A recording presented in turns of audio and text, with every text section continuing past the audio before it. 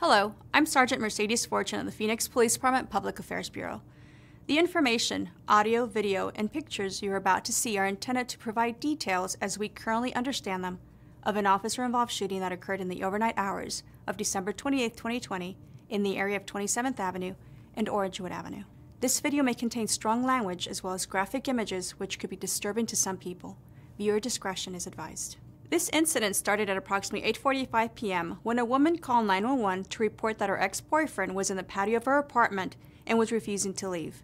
The caller also informed the 911 operator that he had been violent in the past with her and was now causing problems for her. The caller identified the man as 30-year-old Jordan Crawford. Here is the 911 call. Phoenix Police Department, Corwin speaking. How may I help you? Hello. My name is, and there is somebody on my doorstep, and they will not leave. I don't know. It's North 27th Avenue. Yeah, he's my ex-boyfriend, and he's not supposed to be here. I kicked him out 2 or 3 weeks ago.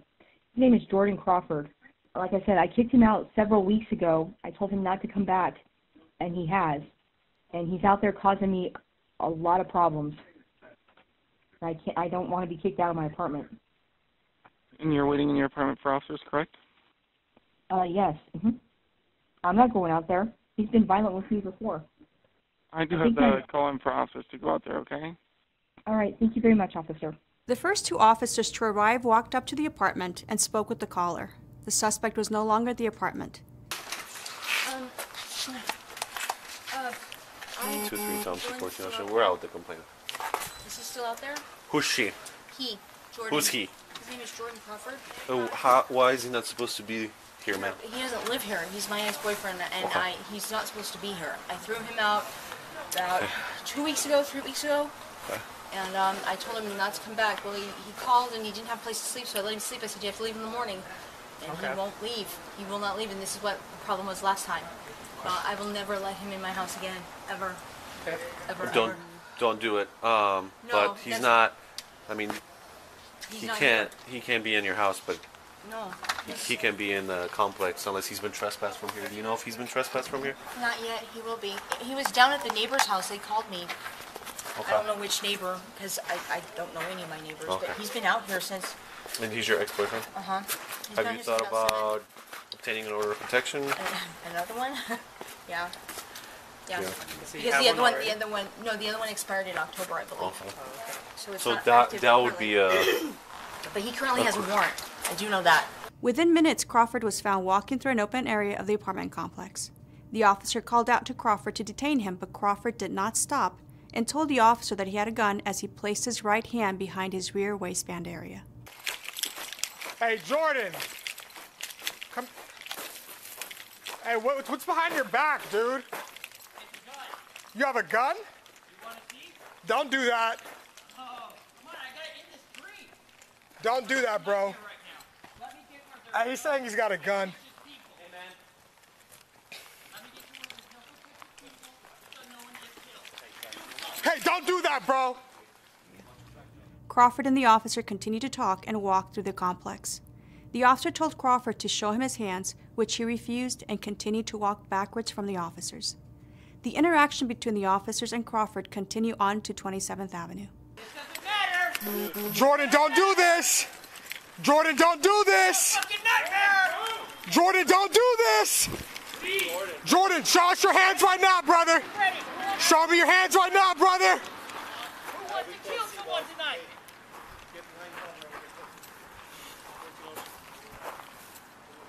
I don't want him going into that street.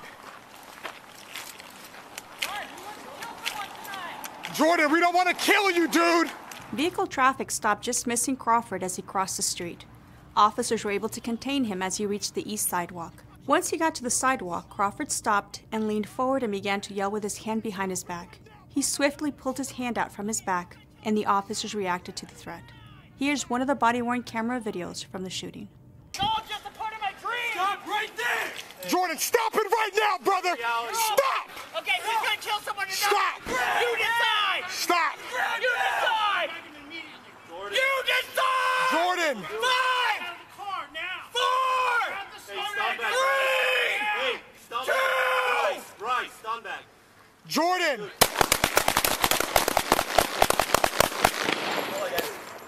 Nine 998. Here are videos of the other 4 officers' body-worn cameras. Do it.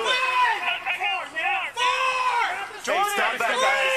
Hey, stand back. Bryce, stand back. Dude. Hold on, guys. 998. Officers deployed less lethal munition to safely approach Crawford in an effort to administer first aid. Let's check his 90s. Roll him over, roll him over. Check his 90. There we go. I don't see any guns. I don't have anything yet. He's breathing. He's breathing. Start tourniquets, first aid. Let's go. During the investigation, a weapon was not recovered. The officers involved in this incident are all assigned to the Cactus Park precinct. The first officer is 28 years old with 4 years of service. The second officer is 25 years old with less than a year of service.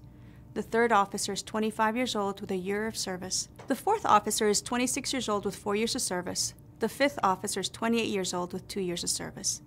There were no injuries to officers or any other community members. This incident is the subject of both an internal and a criminal investigation, which will be reviewed by the Maricopa County Attorney's Office.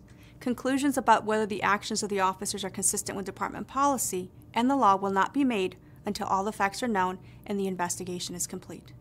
This video was intended to inform and educate the public about a critical incident in our community. You can learn about the Phoenix Police Department's transparency policy on our website.